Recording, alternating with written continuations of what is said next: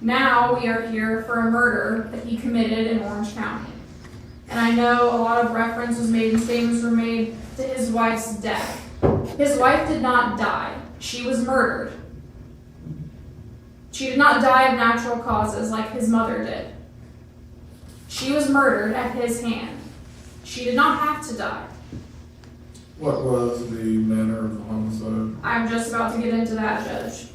In 2018, this defendant was arrested for the first-degree murder of his wife, Brooke Pugh. In that case, he pushed his wife into a corner, pinned her there, put a gun to her head, and shot her in the head.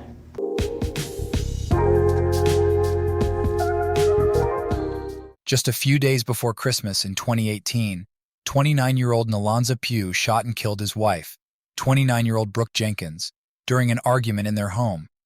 He then left the scene, and Brooke's children found her dead in the home the next morning.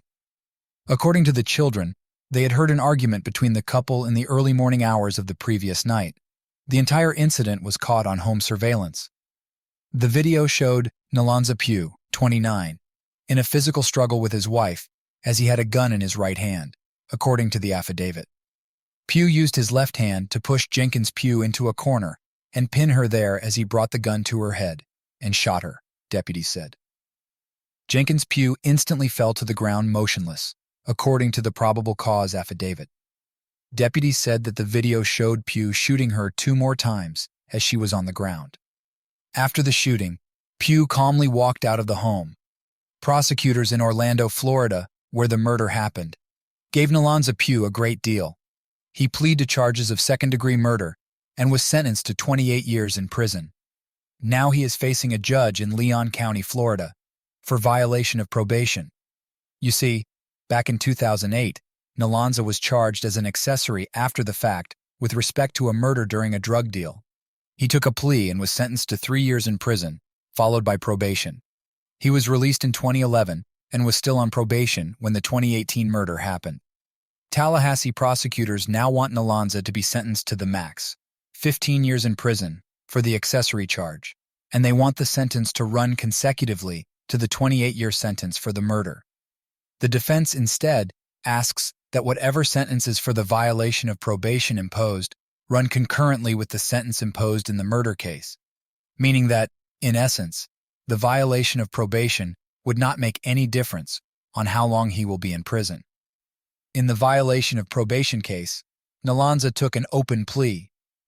He admitted the violations without a deal and is hoping for mercy from Judge Stephen Everett. In this video, you will watch the sentencing hearing conducted by the court in the Leon County case. As you will see, the defense presented evidence, including the testimony of friends and family of Nelonza Pugh, as well as Mr. Pugh's own statement. Here we go.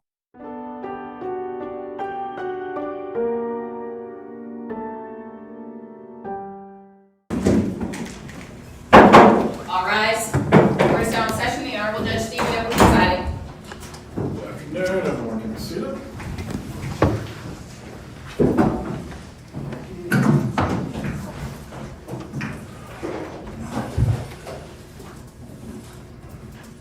First up this afternoon is State versus Pugh, 2008 CF 1324.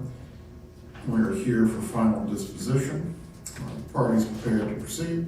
Yes, Your Honor. He is getting printed right now.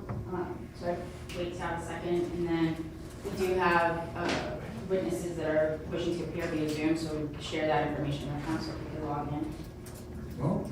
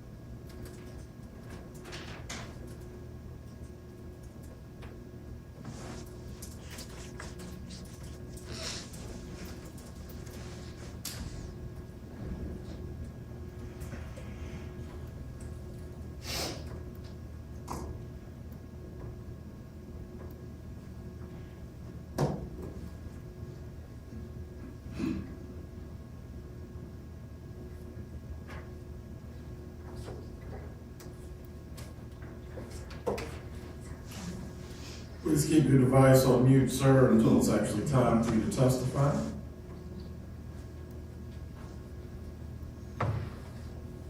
Parties can make their appearances. This is Lola Fernandez on behalf of Mr. Nelonza Pugh. Savannah Jacobs on behalf of the state. Right. You have some witnesses that you wish to present in support of your position. Yes, Your Honor, if I could approach, I do have some information for the court to consider. Well, is this concern a downward departure? No, Your Honor, just mitigation. Okay.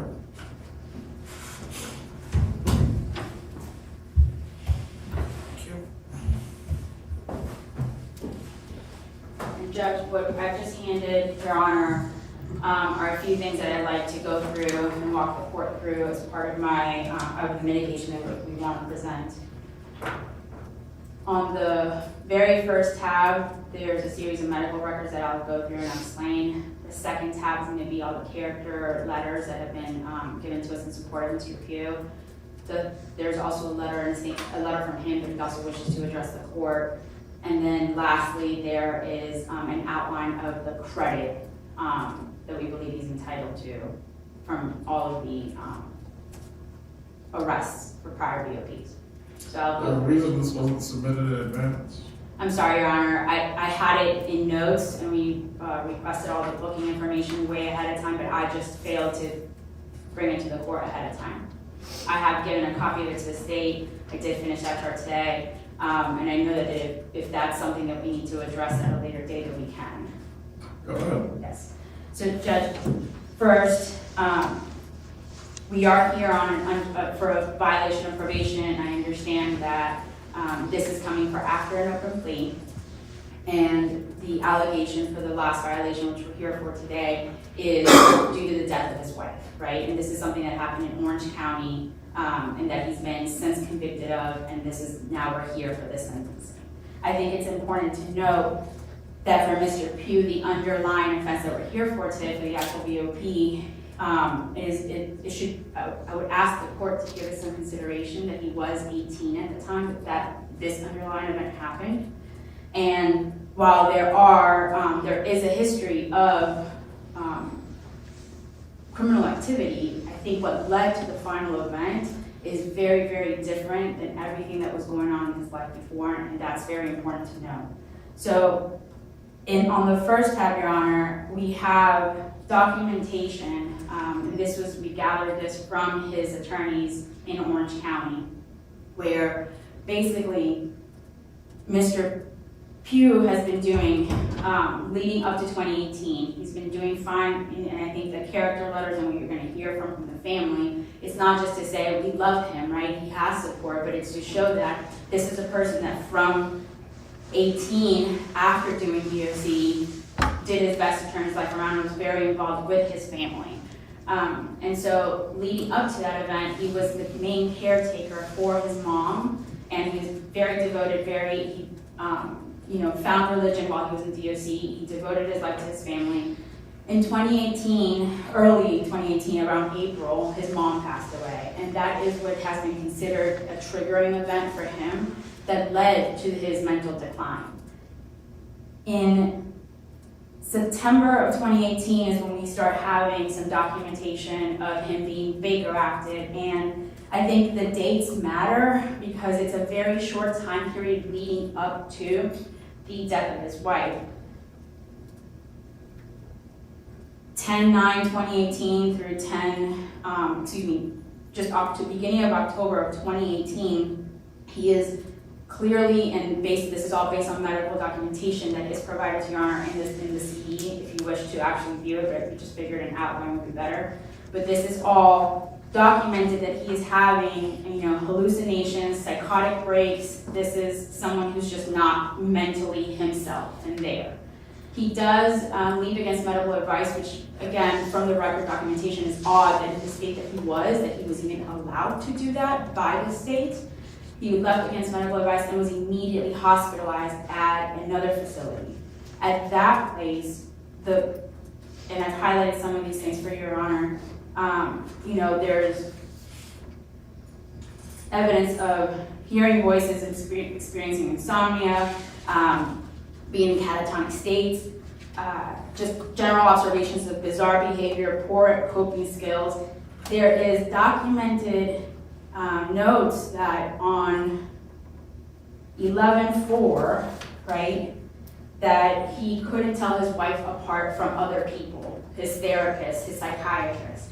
There's documentation that, again, all beginning of November of 2018, that he couldn't understand who was who, and was thinking that, and actually noted that his wife was drugging him out to get him. And I think it's also important for Your Honor to note that his wife was very much a caretaker for him during these episodes and these events where he was hospitalized. She continuously visited. It's in the visitor logs that we provided. She became his guardian, proxy surrogate for him for all his medical needs. So this was a very close-knit marriage where she was dealing with this with him. When he is discharged on November 5th of 2018, and that's not leaving against medical advice, but he was just discharged from the facility. The day before, when his wife went to visit him, is one of the days where he couldn't tell her apart. Less than a month later is where the incident happened that led to his wife's death. And after his arrest, he then went on to spend 4 years basically in a state hospital, getting better. We know from training experience in our caseload that someone doesn't spend that long unless they need to, right? Because it takes so long to get better. So I don't know what the reasons were in Orange County for not pursuing an NGI defense. I don't know. I know that I looked at the record and what it looked like as they were getting ready for trial once he was competent. And I do know that he pled to 28 years. They waived the minimum mandatory. And I will tell you that the person who Mr. Pugh is now, the person who arrived at Leon County, is someone who's been through a lot of treatment and is dealing with the death of his wife. He has family support, and what we understood from his attorneys down there was that he had, including his children, whose mom had passed away or due to his actions, were present at the sentencing. They were very much involved. And so this is a situation where it's sad. I would argue that there was no necessarily intent that could be proven for him to have done that, but I think he accepts his conviction, and that is part of his taking ownership, taking the plea, and trying to move forward and trying to have his family heal. So today, we're asking for a concurrent sentence. And I believe his family's walking in now. Finish this thought and have a moment, but we are asking for... Ma'am, there are no children before. Okay, I'll step out. Okay. Lauren?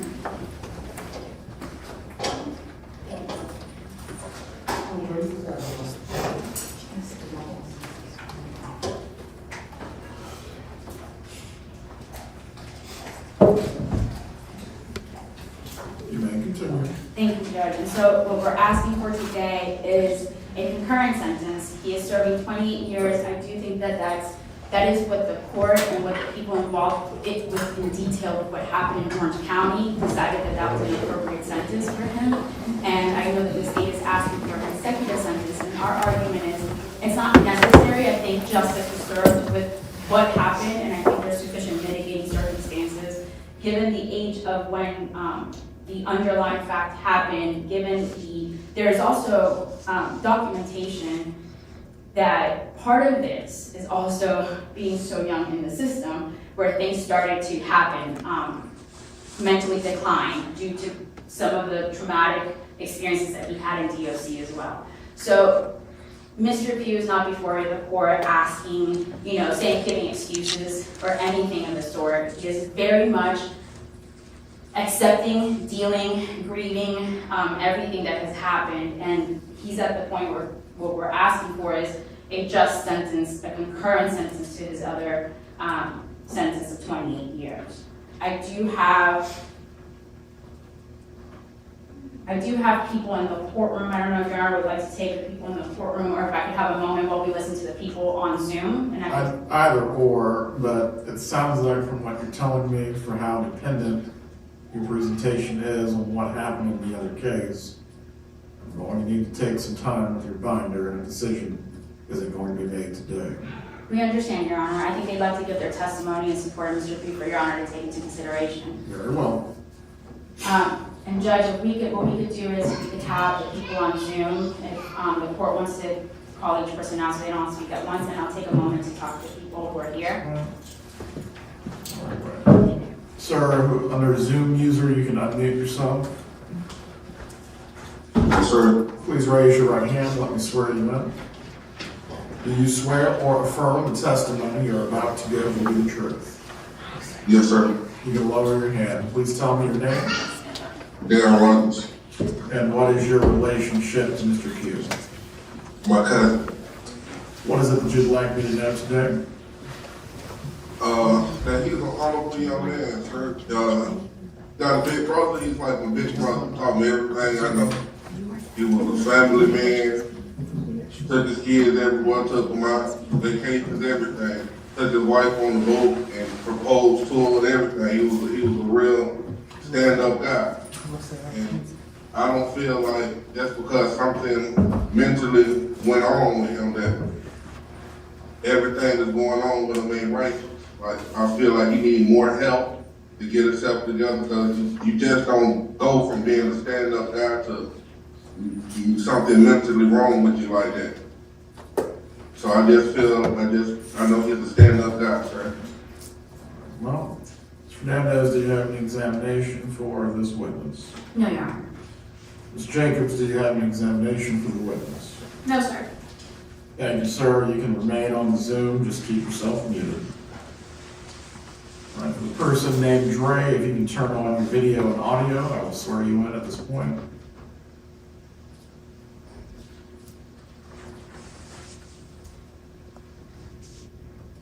The Zoom box with Dre in the name. Right, the Zoom box with Wanda Mack in the name. If you can turn on your video and audio. All right, can you hear me, sir? Yes, sir. Please raise your right hand to be sworn. Do you swear or affirm the testimony you're about to give will be the truth? Yes, sir. You can lower your hand. Please tell me your name One review. and what is your relationship to Mr. Pugh. Cousin. You can go ahead and tell me what it is that you'd like me to know at this time. I mean, it's kind of the same thing as cousin Daryl was stating. He is a stand-up guy. He is a family-oriented man. Real humble gentleman. He also has a football team, where he devoted a lot of time, spent a lot of money, educating those kids to make them better in life. A lot of those kids don't have fathers. A lot of those kids grow up without sometimes even both parents. And I seen him actually spend a lot of time, devoted time with those kids, to try to set them in the right path in life. Like Daryl stated, I mean, I know this is a tough situation or whatnot, but like he stated, I mean, a lot of this, I do believe myself, it comes from our aunt. You know, she was kind of the backbone of the family, of the Pugh side. And I'm sorry, I don't know if my video cut off, but my phone is about to die. I can still Yeah, see she was you. the backbone of the family. I mean, that took, sir? I said I can still see you and hear you. You can continue. Okay, thank you. Yeah, she was the backbone of the family on the Pugh side, and that took a big hit on a lot of us. But I can't say no excuses or whatnot, but that's just what it is, you know. So again, like, he's a very humble gentleman. He done put time with the community, he done gave back to the community. And I just want the court to take all that into consideration. Examination for the witness. No, Your Honor. Ms. Jacobs? No, Your Honor. Thank you. You can just put your device on mute. The tile with Wanda Mack in the name, if you can turn on your video and audio.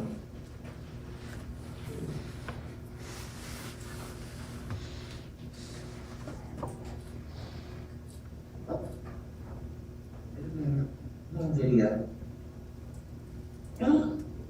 There we go. There we go. All right. Good afternoon. Please raise your Good hand. afternoon. Do you swear or affirm the testimony you're about to give today will be the truth? I do. Yes, Raise sir. your hand. Please tell me your full name, and also from there you can give your statement. Yes, sir. My name is Wanda Lynette Mack, and I am Mr. Pugh's mother's best friend. And, Your Honor, I've known Mr. Pugh from birth. He was my best friend's miracle baby. Prior to him, she had several miscarriages. And when we were able to birth Nelonza, that was her miracle baby. He is a very mild-mannered young man, very respectful, because they're, as the two of his cousins spoke, their mother, his mother, was the matriarch of the family. She taught them nothing but manners, respect. Nelonza and I share a lot. We always talk. We're very, very close. He's a reader, and I'm a reader. I talked to him and I said, do you remember when you were in middle school and you won the contest for the best story, and you won a brand new bicycle? And we laughed and said, yeah, Auntie, I remember that. He always talked as far as his family. He loved his family, his mother, and himself had a very, very, very close relationship, because, as I stated, that was a miracle baby. His family meant the world to him. He was there for his wife and children. When he had proposed to her, he called me, he said, Auntie, I did it, Auntie. And I'm like, what, John, what did you do? He said, I proposed, Auntie, we getting married. And I was like, he said, my mama gonna be so proud, because that's what she wanted him to do. She didn't want him to be just a baby daddy. She wanted them to be the family. And that's what he did, because he respected his mother, and his mom, Your Honor, was sick. She was sick. She was sick for a long time, and he had to grow up fast because he had to take care of his mom. And their family owned lawn service. The granddaddy owned the lawn service, and Nelonza and Harold were out there with his uncles and the granddaddy working with the family business. They were young fellows, but they was out there working because they were instilled a sense of work ethic, and their family owned the business. Their grandfather was a pastor. So not only were they instilled values of responsibility and doing the right thing as citizens, they were also instilled Christian values. They were also instilled the Word of God. And so what I want to say is that Nelonza is a young man who changed his whole demeanor because he became a father. He was with the kids. He wanted to do the things and be the mentor that could change lives. If he couldn't change but a few of them, he did that. And he instilled that. He has 2 daughters that have graduated, and he spoke to them and encouraging them. Both of them are planning on going to college. He expressed to them the importance of it, the importance of having them getting their degree, the importance of getting a career, and having a career that they can be prosperous and abiding citizens. He and I often talk about the Word of God because I am a licensed evangelist, and he and I talk about the Word of God, and he talk about, he knows now, but he didn't know then, Your Honor. I'm telling you, mental illness, Your Honor, is real. Depression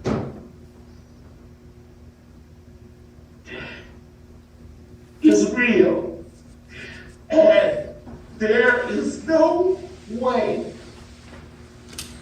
that Nelonza Pugh would have done any of those things had he not been going through. And I say this to say he is a beautiful person, a caring person, a quiet person, a well-mannered person. And I hope that you will take it into consideration, Your Honor. Thank you, Ms. Mack. Thank you, sir. Ms. Jacobs, do you have any examination for Ms. Mack? No, sir. Hernandez, do you have an examination for Ms. Mack? None for the defense, Your Honor. Thank you. Thank you, ma'am. If you can mute your device once again. Yes, sir. Thank you. Jan Bailey Smith, if you can unmute your device and please turn on your video. Please raise your right hand, ma'am. Yes, Lord. Let me get it together, y'all. No problem. You'll be able to see and hear you clearly. You swear or affirm the testimony you're about to give will be the truth. I do. You can lower your hand. Please tell me your relationship to Mr. Pugh and you can give your statement. Mr. Pugh is, without saying it in terms, is like a son and nephew. His mom and I were very good friends. I was there when she actually delivered him into the world. I've known him all his life. He's always been a very mannerable, very sweet-spirited young man.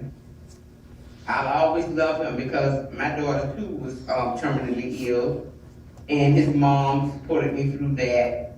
In fact, he came to my rescue and nearly paid for my daughter's final expenses. And it hurt me so bad because not after a month after we put my daughter away, I lost his mom. I only wish that I had actually known the things that he actually was experiencing and going through. Because he was such a quiet, mild-mannered person, I couldn't say that he would exhibit, anything. I was never there when, he was actually experiencing any of the depression or anything, but I talked to him on a regular basis. We were just about to get him to get involved with my organization for him to help his area of town out with the kids with the projects that we were doing. Unfortunately, this situation happened with the wife, which was so hurtful for me because I know that's not his character, that's not him. He's not a person that starts anything. He handles things differently. He's a more rational and strategically thinking person, not a violent person at all. Kids love him, and my two granddaughters definitely miss him. They call him their Uncle Pills and all. I miss him also because even when I was still experiencing my situations with the loss of my daughter, I could always call on him or his mom and get a heartfelt conversation that would settle my spirit for the time that I was going through. It's very hurtful, that the current things have happened. But I'm asking you, Your Honor, for leniency for him. He's a young man that deserves the rehabilitation and any medical attention that he needs to get him back on the track because his kids need him, his family needs him, and there are so many of us out here waiting to just give him a hug and let him know that we're here to support him through whatever is necessary in order to get him back on track. We know that nothing in the world will change the events that have occurred. We ask for forgiveness and strength for him to help him get through, and hopefully, Your Honor will get the chance to understand the type of person that he is. He is really an honorable young man, regardless of the situations that have happened. He's a very honorable, loving person. Thank you, ma'am. Ms. Jacobs or Ms. Fernandez, do you have any examination for the witness? No, Your Honor. No, sir. If you can just mute your device from here, you can remain on and listen if you desire to do so. Your Honor, I do have, there are a number of people as the court can see in the courtroom in support of him. I do have 3 people in particular who wish to speak. If I could ask Ms. Nelonza Pugh, his sister, to come on up. That's fine.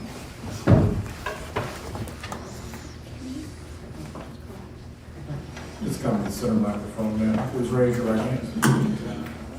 Do you swear or affirm the testimony you're about to give will be the truth? Yes, sir. You can lower your hand. You have your statement. Nelonza, that's my brother. I don't know what kind of picture that they're trying to paint, but he's not that type of person, really, honestly. All this have occurred over the years with my sister. With my sister-in-law, it was tragic to everybody, not trying to just like brush it over. But my brother, he's not that type of person that they're trying to make him out of. That's all.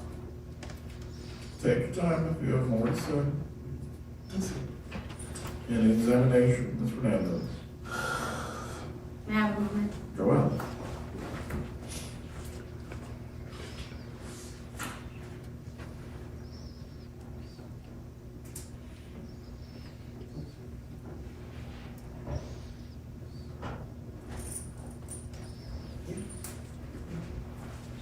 May Ms. Pugh, I'm just gonna ask you if you could give us a little bit of insight as to, you know, your brother's marriage and the kids and the type of family that you would see.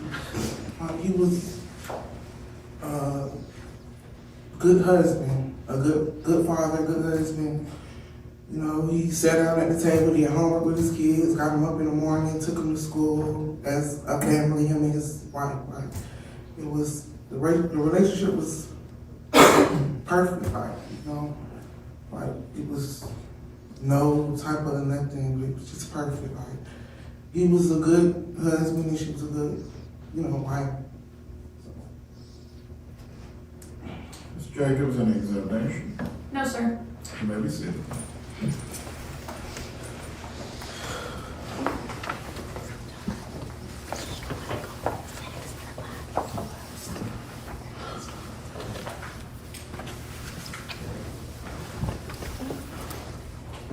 Your Honor, next I do have in the courtroom Ms. L'Oreal Johnson. Please raise your right hand, ma'am. Do you swear or affirm the testimony you're about to give will be the truth? I do. You can lower your hand. Please state your name and also your relationship to Mr. Pugh. L'Oreal Johnson. I'm a family friend. You can give your statement. Alrighty, so I'm trying not to get emotional. I met Mr. Pugh about 16 years ago. I had just found out that I was expecting as a teen mom with my firstborn that's sitting here in the courtroom. His mother and my mother were really close friends. That's how we connected. And immediately when I met Mr. Pugh and his sister, like, I just drew a really close bond and relationship with them because, as everyone has mentioned today, their mother was sick and pretty much like bedridden, and they were like the sole caretakers for their mother. So that really touched my heart. I was with their family a lot. His mother was that type of support that everyone could go to for advice, for guidance, whether it's biblically or just like wise counsel, and that's what she taught her children. So I always saw that exemplified with Mr. Pugh. Later on in my life, I started a home-based business to support my daughter. She was a track athlete and she would make it to the Junior Olympics, and it got really costly. So I started a small home-based business, and the moment that I started that business, his mom supported me from day one, and she got him on board to support and see the vision and see the dream that I had. Because I was a single mom, it was like very expensive and I could not afford it. So Mr. Pugh would give donations, like invest into the athletes, the students, or the children, whether they were naturally athletic or if they just had the desire to compete. He would give back to unfortunate children or less fortunate children. I started that business in 2014, and from 2014 until now, whether it was a financial blessing or whether it was him giving counsel to troubled youth like boys and girls, letting them know that they can be somebody, giving testimonials of his family's businesses. As Ms. Mack stated, they had like family-owned businesses growing up, so he had that entrepreneurial mindset. He would always just talk to the youth, let them know that they can be somebody. They didn't have to stay where we grew up.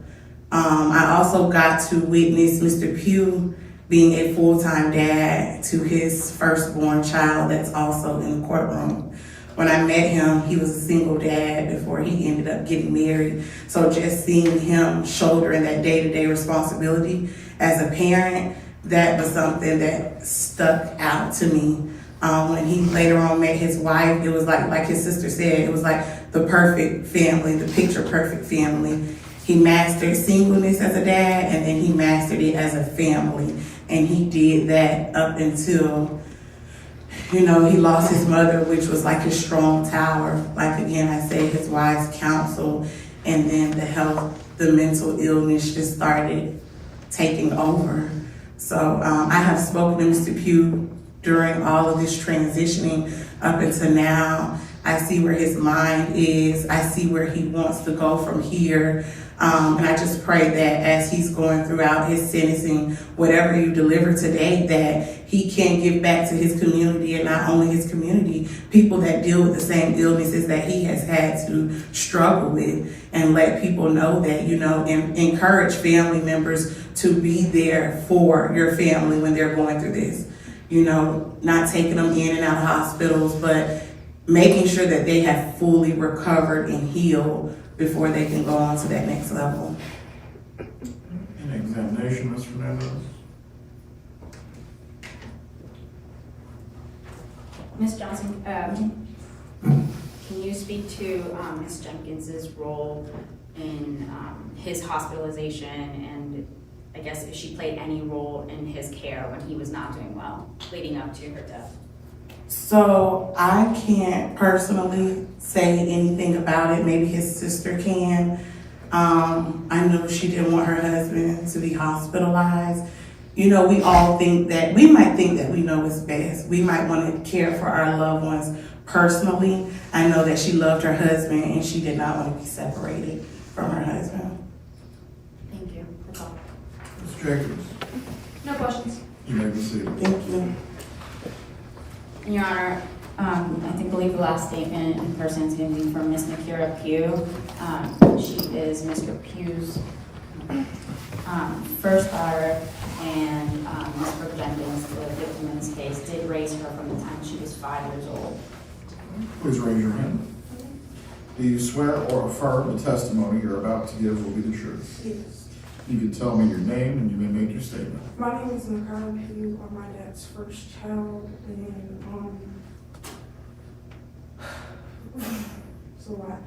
my dad was a very great person before, like, the mental health and all of that stuff that happened. Like, you can literally see the change because I've been with him for the longest, so, like, we noticed the change in him.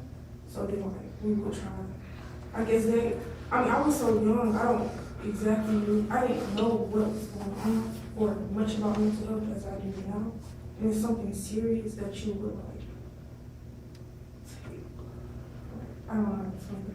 It's just something serious, like, you should talk to people about, like, if you have something on. So basically, I don't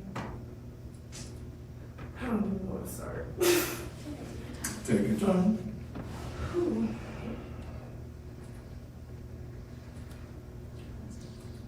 Okay.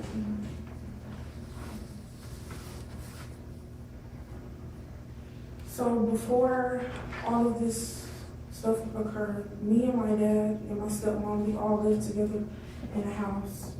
We had a great life. They participated in a lot of our school activities. Like, me and my sister both did track, and my stepmom would come and she would, like, buy us Chick-fil-A, stay after with us after work, come out, help. She would donate, like, Gatorades and stuff to Legacy Middle School, because that's what middle school I went to. She would come out there and, like, help us work out, because I was on shot put, my sister did track. She was, like, really supportive, and my dad was, with, like, my weight loss journey and stuff like that. She was a great mom. She was not like a stepmom, that was more of a mom. Like, she was like my actual mom. I looked at her as my mom. Any additional examination, Ms. Jenkins?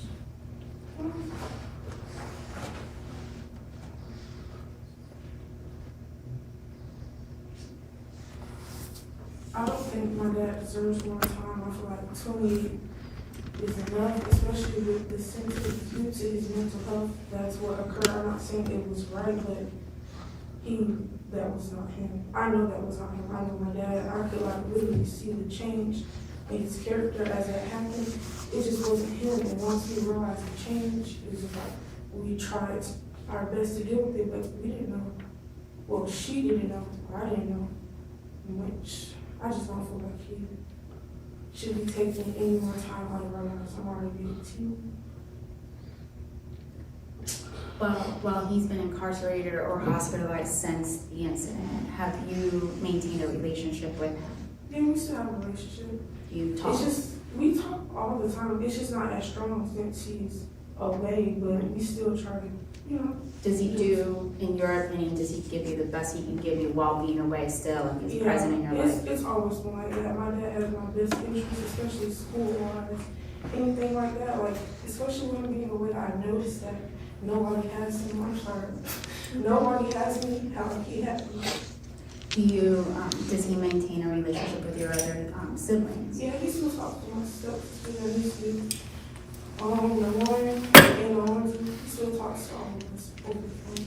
Do you guys speak regularly and he's present in your lives Yeah, regularly? he's present in our life. He talks to us. And then, just to be clear, your other siblings are Miss Jenkins's biological children? Yes. Do you have anything else you wish to call for? Ms. Jacobs, do you have an examination? One moment, madam. No, sir. You may be seated.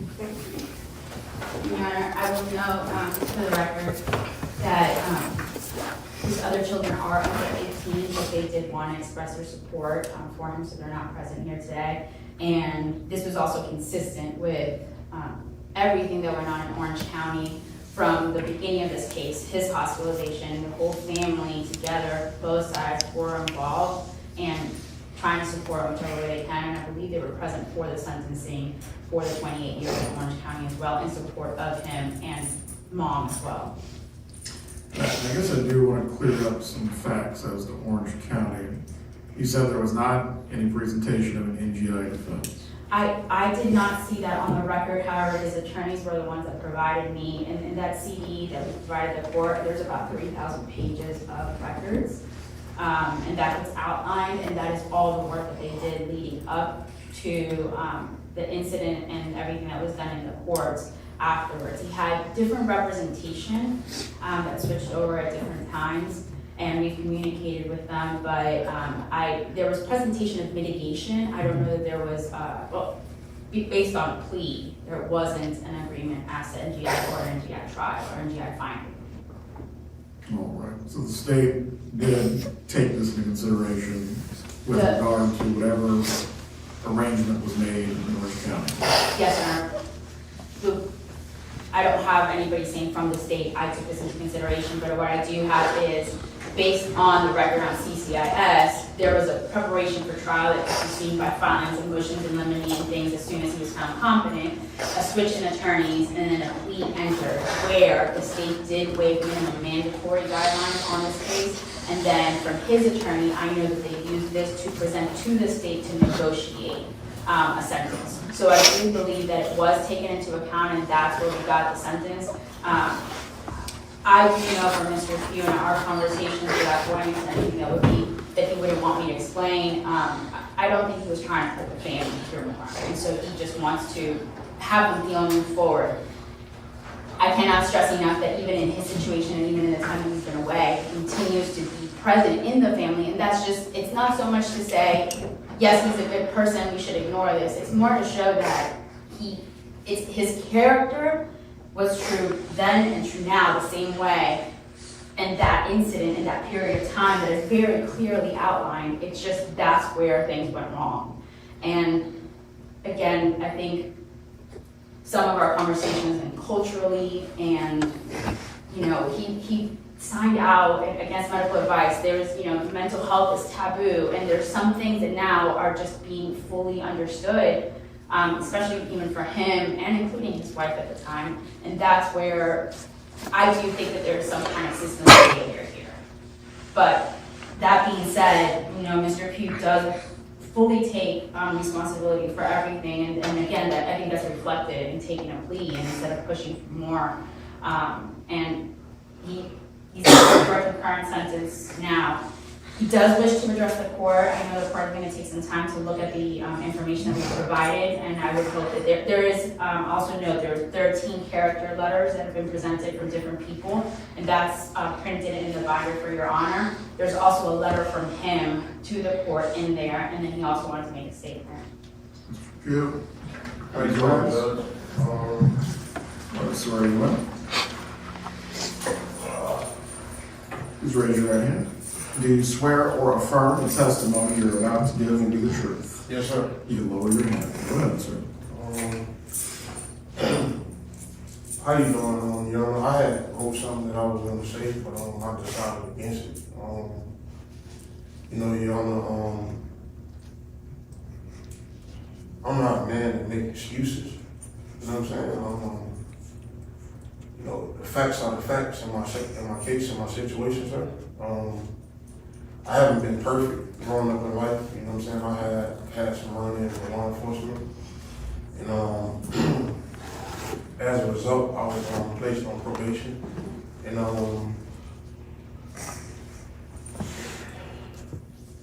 despite what the record of my charges may reflect, sir, it's not who I am or what kind of person I am. You know what I'm saying?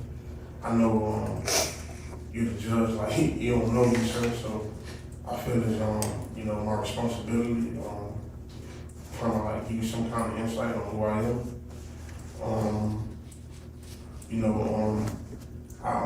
I met my wife, sir, back in 2007. I believe I was 17 at the time. She was 18. We were friends at the time, and later pursued a relationship, maybe like 5 years afterwards, something of that sort. Ultimately down the line, we ended up getting married. We had, she helped me raise my daughter, which was present from the time she was 5, and when we got together, she had a daughter that was 4, and I took her in as my own and raised her as well. We got a beautiful family, sir. Four beautiful kids. Both of my daughters, they actually go to prom next weekend. My son is the youngest, he's 7. I have a 12-year-old daughter as well. My family is everything to me, sir. I didn't grow up in a household with both parents. Like, I grew up with my mom. As earlier was said, my mom felt like ill. Actually, my mom had steroids, sir, and excuse me. My mom had asthma, a severe case of asthma, and one of the medications that they give you when you got chronic asthma is steroids to strengthen your lungs to be able to breathe. Well, unfortunately, there's a side effect of steroids, and it deteriorates your bones after a long period of time. Long story short, my mom was I went from getting ran down one day, running away from the butt whippings, to my mom just being still in the bed and can't move no more. Well, that started when I was like in elementary school, and me and my sister and my brother, we did the best we could, to take care of my mom and things of that nature. Long story short, sir, doctors and different medical experts, they had been telling us as we was kids that, my mom was gonna die, different things of that nature. Actually, sir, when my mom passed in early 2018, the Bible tells us that, we come into this world and we're gonna leave this world. That's one promise that God gave us. I actually looked at it like it was a blessing that my mom was able to live until I was 28, 29 years old, and see my kids and me get married and different things of that nature. And just me grow as a man, from teenage I was. I said all that to say, sir, never in my life have I, my mom, or any of my family members that I know of, to my knowledge, had experiences with mental illness.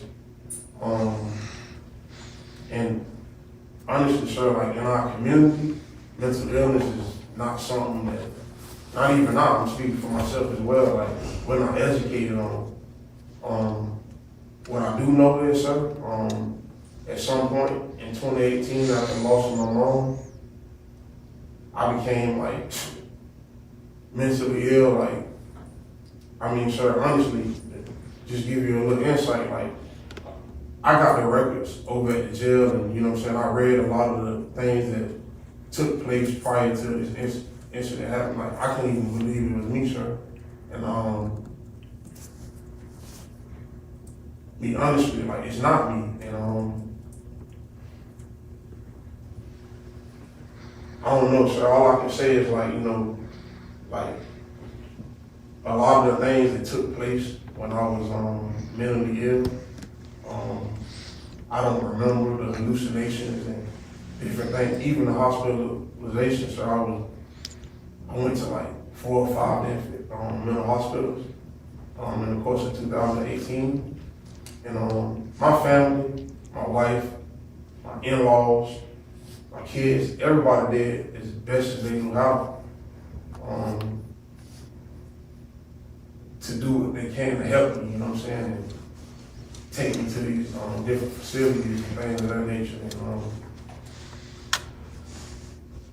I mean, so I can't blame nobody, you know. Maybe those facilities did the best they knew how by me, you know what I'm saying, as far as I know of us. But long story short, sir, I didn't get the help that I needed when I was out in the community.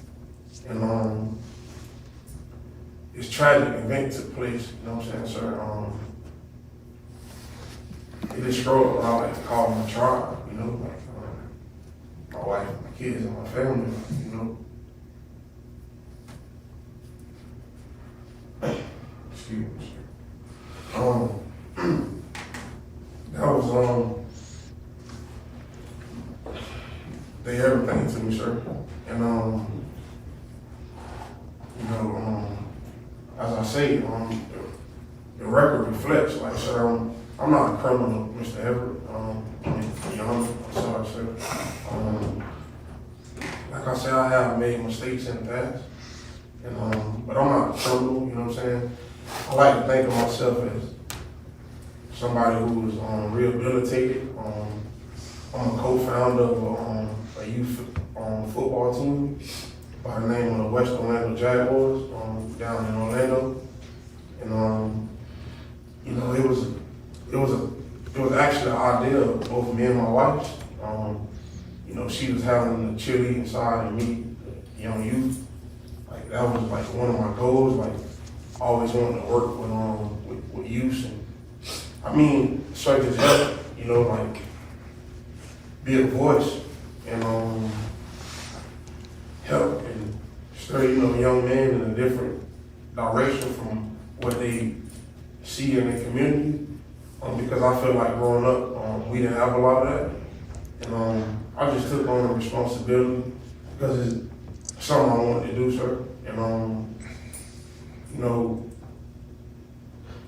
me and my wife was fortunate, sir, to be young business owners and give our kids a great life, a good life, as best as we know how. And,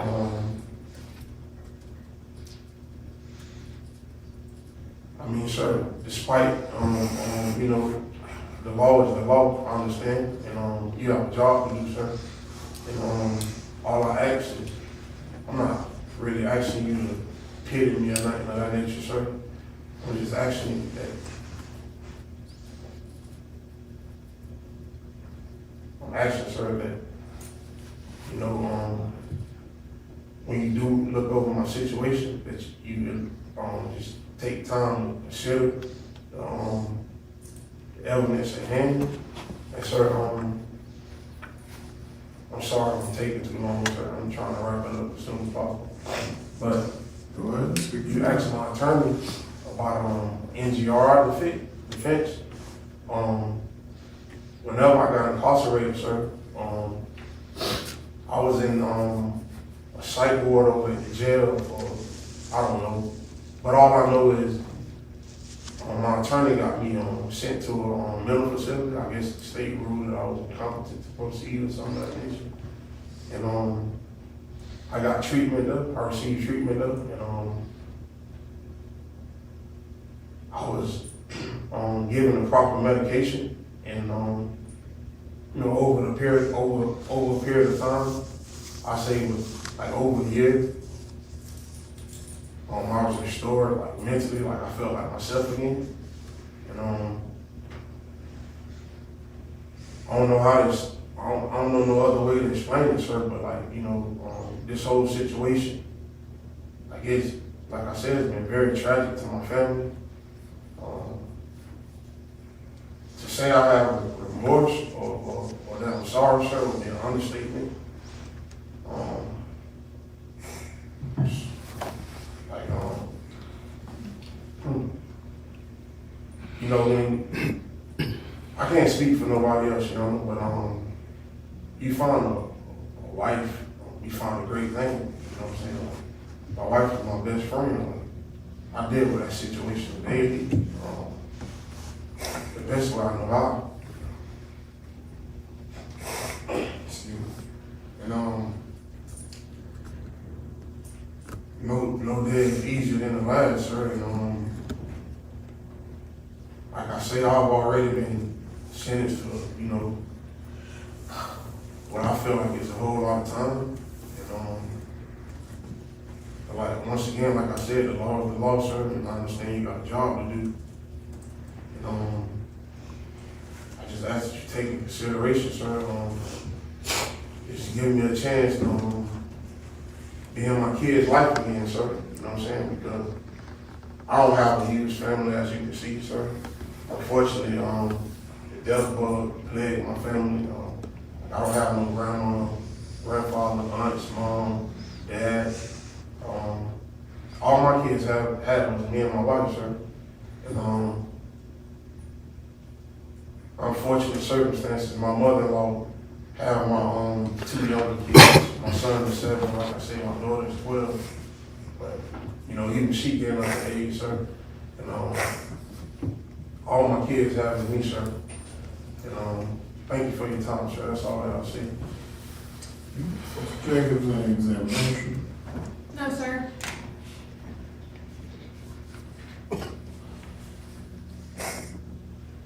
Judge, I'll just note also that Mr. Pugh's mother-in-law, so Ms. Jenkins' mom, does aid in his children being able to still communicate with him while incarcerated. They are still actively being a father the best he can, and even that part of the family still facilitates that. And Your Honor, You can have a seat, sir. Yes, sir. I think I just asked the court to take all the things that we presented into consideration. We do think that we can have our opinions as to how things in Orange County could have, should have, or if that was the best situation, the best outcome and resolution. I do wish I could have moved forward with perhaps an NGI defense here, but at the same time, in speaking with Mr. Pugh, he's wanting to put this behind to get settled somewhere, to continue to be part of his children's lives, to be part of his family's life. I know he's saying that he's had, as he said, the death bug hit his family, but this is some of the most support I've ever had for sentencing, and we have people online, people everywhere, people who have traveled, and it just shows to the character of who he is before and after he's dealt with the mental illness. He does continue to take medications. He's faithful on those. He understands how important that is and the consequences of going through something like that again. So we're asking for a concurrent sentence. Thank you. Jacobs, have you had an opportunity to review this information? I have not, but I believe Ms. Dugan has, and I do have a just brief argument on her behalf. If I may. Go ahead. So prior to the 2008 case, which we are here for today, this defendant was convicted of robbery in 2003 and possession of a controlled substance in 2004. The underlying case from 2008 involved a murder and an attempted murder that occurred during a drug deal. The defendant's co-defendant, Marvin Nowak, was convicted at trial. And this defendant pled to accessory-after-the-fact to that murder, and in 2010 received a sentence of 3 years in the Department of Corrections, followed by 10 years of probation. This is his 4th violation of that term of probation. The first violation was in 2012 in an arrest for possession of cocaine in Orange County, where he was given jail time and reinstated to probation. The second violation was in 2014, again arrested for possession of marijuana and driving while license suspended or revoked in Orange County, again was given jail time and reinstated to probation. The third violation in 2017 was based on an arrest for an attempted murder discharging a firearm in public, possession of a firearm by a convicted felon, trafficking in cocaine, and possession of heroin. He was given jail time and again reinstated to probation because some of these charges in Orange County were ultimately null-prossed. Now we are here for a murder that he committed in Orange County. And I know a lot of reference was made and statements were made to his wife's death. His wife did not die. She was murdered. She did not die of natural causes like his mother did. She was murdered at his hand. She did not have to die. What was the manner of the homicide? I'm just about to get into that, Judge. In 2018, this defendant was arrested for the first-degree murder of his wife, Brooke Pugh. In that case, he pushed his wife into a corner, pinned her there, put a gun to her head, and shot her in the head. Once she fell to the ground, he shot her 2 more times. The defendant's 4 children were in the home at the time of the murder, and they are the ones who called 911 to report what happened. They found their mother in a pool of blood with bullets surrounding her. Police found that the home had a surveillance system and the entire murder was captured on video, including a physical struggle between this defendant and his wife before the murder, which led to the defendant cornering her, shooting her again, and then calmly walking out the door, leaving his 4 children in the house alone with their dead mother. Orange County allowed him to enter a plea to second-degree murder with a sentence of 28 years in prison. This defendant was not NGI. He was adjudicated guilty of this. Not guilty by reason of insanity. Not guilty because of any mental health issues that he was going through. He was adjudicated guilty of murdering his wife and the mother of his children. He notes to this court, and all of the family members noted to this court, how important his mother was and how she was the matriarch of their family. He took that away from his own children. Their mother, their matriarch, he took that from them, and they will never get it back. He talked about how much that affected him, and he was an adult. His children's mother died when they were small, and they found her dead on the floor. No dad to be seen.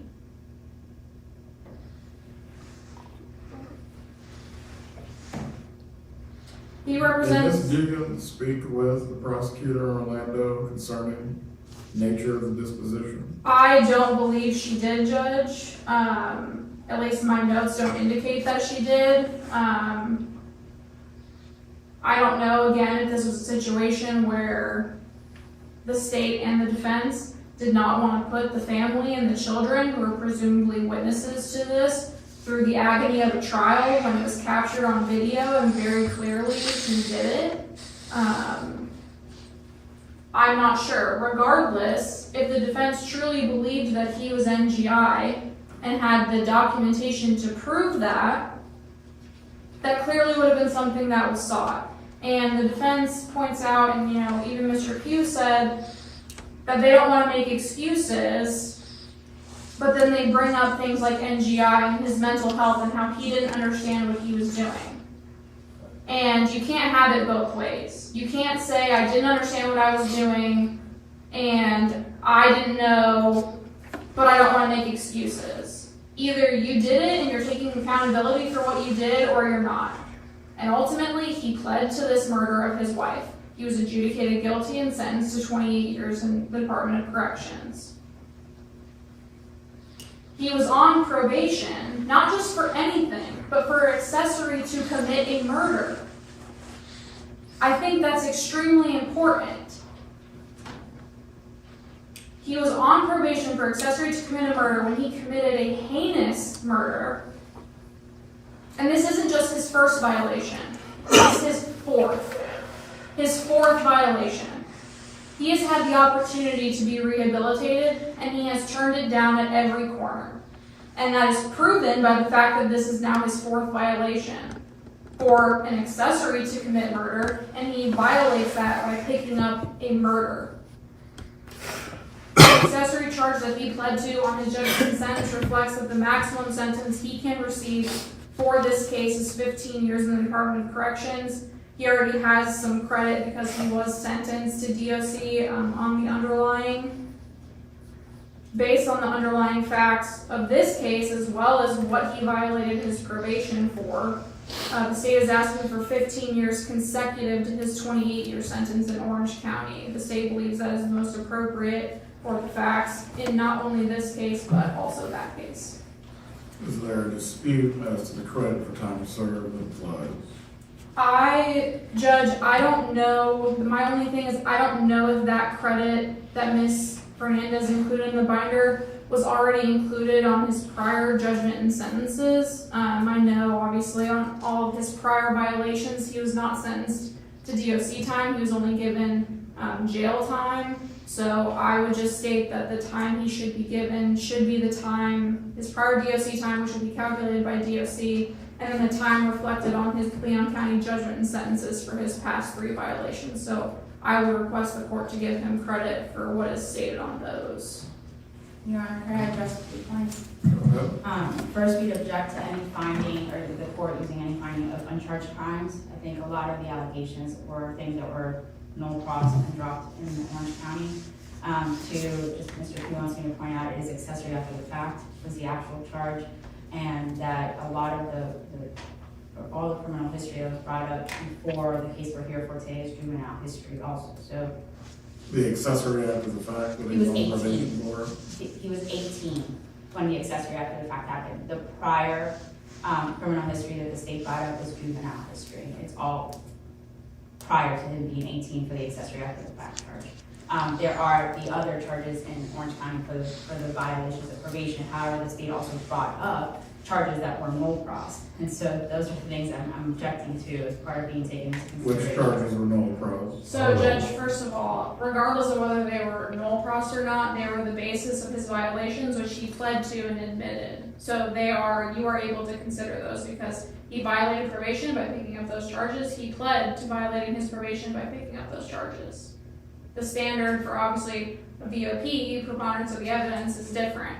I'm not sure specifically which charges. It was the 2017 case where some of the charges were dropped, but regardless, that whether he pled to those doesn't matter because he admitted to violating his probation by picking up those charges. So I think Your Honor Did the can. admission qualify in any way what was admitted to? I don't believe so.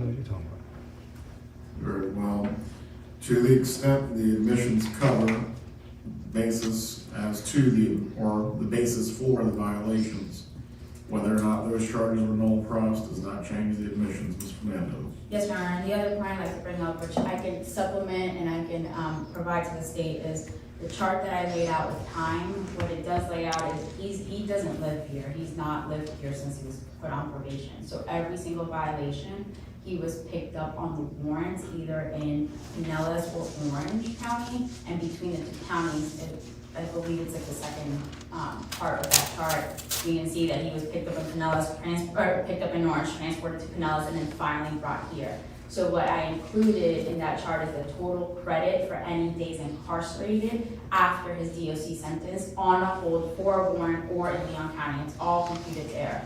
The credit that is reflected in GIS only shows, or in his, I don't know what is reflected in his admissions, quite frankly, but those don't necessarily reflect the credit for when he was held. And so we didn't include any added days or anything like that that wasn't after a hold was placed for him here. So he's entitled to all it. We're not asking for extra credit he's not entitled to. What we can do, since the court is going to decide on this matter later, is I can provide all of that information and looking in all of that to the state and see if we can have an agreement by the time we have the sentencing. No, probably does. Yes, Your Honor. We're going to continue this matter from here. I'll review the binder that's been provided by the defense, and I'll take into consideration all the testimony and the argument that's been presented today. A new date will be set once I am prepared to rule. Yes, Your Honor. And could I make, yes, I don't know logistically which way would be easiest, but I can make it at the sentencing date, the binder part of the record, but also know that it's a confidential filing because of all his medical records in there. That's fine. Thank you. Is there any objection to the binder being defense composite 1? No, sir. Binder is defense composite 1 for the purposes of the sentencing hearing. We are in recess for Mr. Pugh.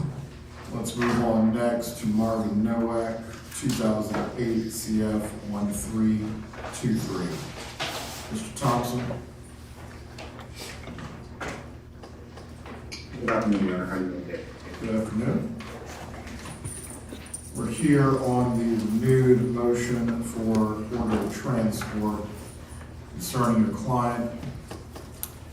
You may make an argument in support of the motion at this time.